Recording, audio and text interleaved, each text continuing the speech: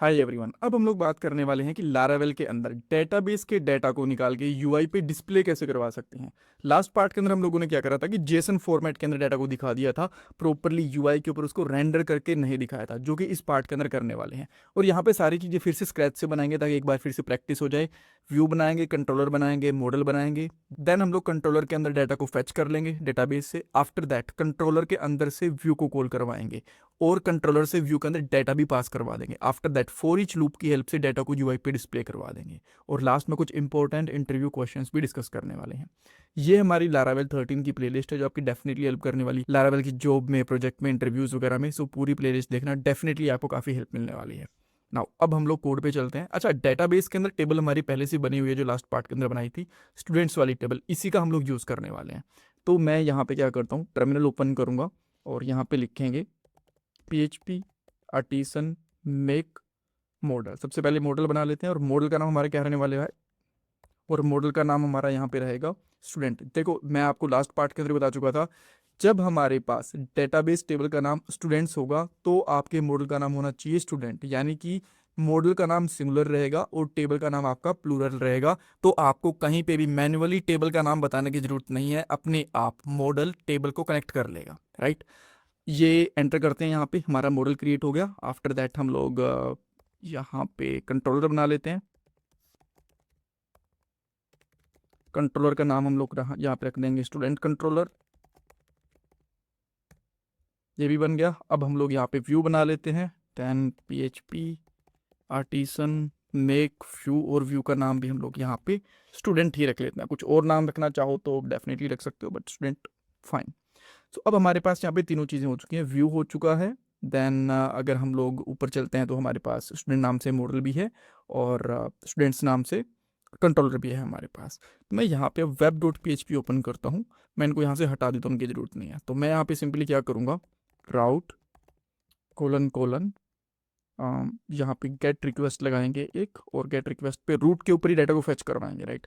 और second parameter के अंदर, अच्छा, यहाँ पे हम लोगों को प्रॉपर हमारी स्टूडेंट वाली क्लास भी इंपोर्ट करनी पड़ेगी, स्टूडेंट कंट्रोलर।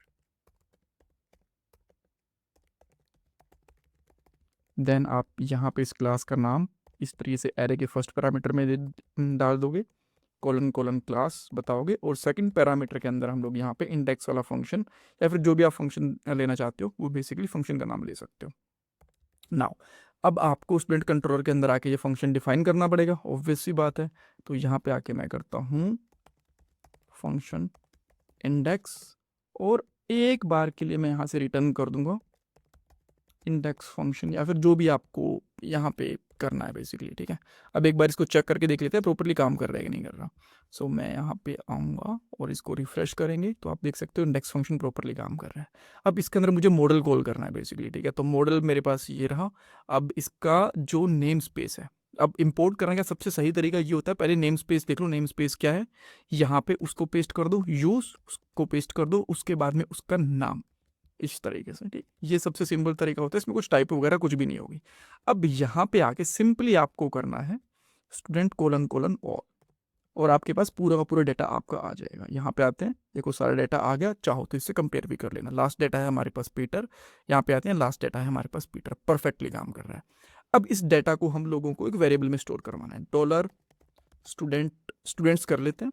और अब हम लोग यहाँ पे रिटर्न करेंगे व्यू फंक्शन को। व्यू फंक्शन हमारा जो व्यू वाली फाइल होती है उसको लोड करवाने के काम में आता है। तो व्यू वाली फाइल हम लोगों ने किस नाम से बनाई है, ये रही student.blade.php। बट यहाँ पे blade.php मेंशन करने की जरूरत नहीं है, बस आपको यहाँ पे मेंशन करना है स्टूडेंट, दैट्स ऑल। अब आपकी वाली फाइल लोड हो जाएगी, बट डेटा पास नहीं होगा। एक बार फाइल लोड करवा के देखते हैं सबसे पहले, और यहाँ पे लिखता हूँ h1 tag student data list और समथिंग, ठीक है। अब यहाँ पे आते हैं, रिफ्रेश करेंगे, स्टूडेंट डेटा लिस्ट आ गई। अब ये डेटा यहाँ पे कैसे आएगा, सेकंड पैरामीटर के अंदर आपको डेटा को पास करना पड़ेगा। यहाँ पे डाल दो जो भी आपका, आप की का नाम डालना चाहते हो, स्टूडेंट्स नाम से डाल देता हूँ, और इसके अंदर हम लोग ये वेरिएबल डाल देंगे, परफेक्ट। अब स्टूडेंट्स आपका यहाँ पे आ चुका। अगर आपको चेक करना है इस तरीके से, डबल करली ब्रेसेस के अंदर यहाँ पे लगाओ प्रिंट आर, और इस तरीके से, ठीक है। देन यहाँ पे आके अब क्या हो गया, सेव तो करवाया था, डॉलर रह गया यार। यहाँ पे आगे रिफ्रेश करते हैं, देखो पूरा का पूरा डाटा आ गया, बट डाटा बहुत ही अजीब तरीके से आया है, हम लोगों को समझ में भी नहीं आ रहा, बस कहीं पे नेम आ रहा है कुछ कुछ करके। तो अगर आपको प्रॉपरली डाटा को देखना है ना, तो आप लोग क्या कर सकते हो, यहाँ पे प्री टैग लगा सकते हो। तो यहाँ पे प्री टैग लगा दो, तो आपको एक प्रॉपर थोड़ा सा फॉर्मेटेड तरीके में दिख जाएगा बेसिकली यहाँ पे इस तरीके से। बट हमें इससे कुछ लेना देना नहीं है, हमें तो प्रॉपर लिस्ट चाहिए, ये तो बस मैं आपको ऐसे बता रहा था, राइट। तो आप सिंपली क्या करोगे, यहाँ पे एक फॉर ईच लूप लगाओगे, यहाँ पे लगाओगे @ फॉर ईच, और इसके अंदर dollar students S dollar student, यानी कि एक एक करके इटरेट करेगा, राइट।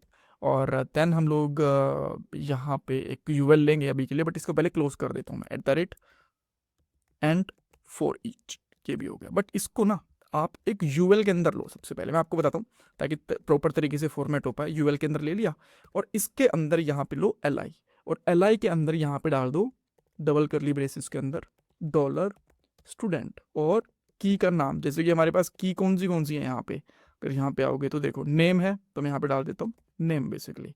और इसकी जरूरत नहीं है, इसको आप लोग चाहो तो कमेंट आउट कर दो। सेव करेंगे, यहाँ पे चेक करेंगे, देखो हमारे पास नाम आ गए। अब ये नाम तो आ गए, बट मुझे बाकी सारे भी नाम करने हैं यहाँ पे प्रिंट। तो मैं यहाँ पे जो बाकी चीज़ें जैसे कि ईमेल है, देन यहाँ पे और क्या है मेरे पास बेसिकली, सिटी, सिटी हम लोग लगा सकते हैं, ये चीज़ सिटी लगा दी। तो अब जैसे मैं इसको रिफ्रेश करता हूँ, एक ही चीज़ मेरे पता नहीं चल रहा कहाँ पे क्या अलग हो रहा है, क्या अलग नहीं हो रहा।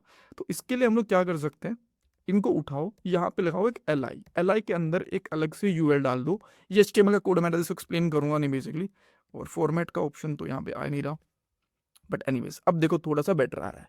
अब बट अगर आप इसकी स्टाइल करना चाहते हो तो क्या करो ना, यहाँ तो इसको हटा दो, और इसको बेसिकली मैं यहाँ से बस कॉपी कर रहा हूँ, ठीक है। देखो स्टाइल के ऊपर फोकस करने का ज़्यादा फायदा है नहीं, हम लोग लॉजिकल चीज़ें देख रहे हैं।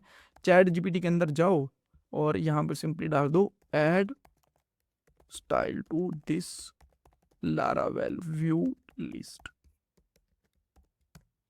देखते हैं हम ये क्या स्टाइल देता है, आई होप थोड़ा सा बेटर ही देगा। बहुत टाइम ले रहा है, इतना टाइम तो लेना नहीं चाहिए। वैसे इंटरव्यू क्वेश्चन के अंदर आपसे जो चीज़ पूछी जा सकती है कि कैसे आप लोग कंट्रोलर से व्यू के अंदर डाटा को पास करोगे, ये जो चीज़ हम लोगों ने दिखाई, डेटाबेस से जो लिस्ट आती है उसको इटरेट कैसे कराओगे, आप बोल सकते हो कि फॉर ईच लूप की हेल्प से। तो अब ये कोड आ गया, इसको कॉपी कर लेता हूँ और यहाँ पे पेस्ट कर लेते हैं, देखते हैं क्या बन के आया है यहाँ पे। इसको रिफ्रेश करेंगे, ओह वेल ठीक आ गया वैसे, ठीक है, इस तरीके से डेटा आ गया। अब कोई और एंट्री करोगे तो वो डाटा भी यहाँ पे आ जाएगा। सो इस तरीके से बेसिकली डेटाबेस से आप लोग यहाँ पे डाटा को रेंडर करवा सकते हो यूआई के ऊपर। इसमें कुछ डाउट कंफ्यूजन है मुझे कमेंट सेक्शन में पूछ सकते हो। Thank you so much for watching this part guys.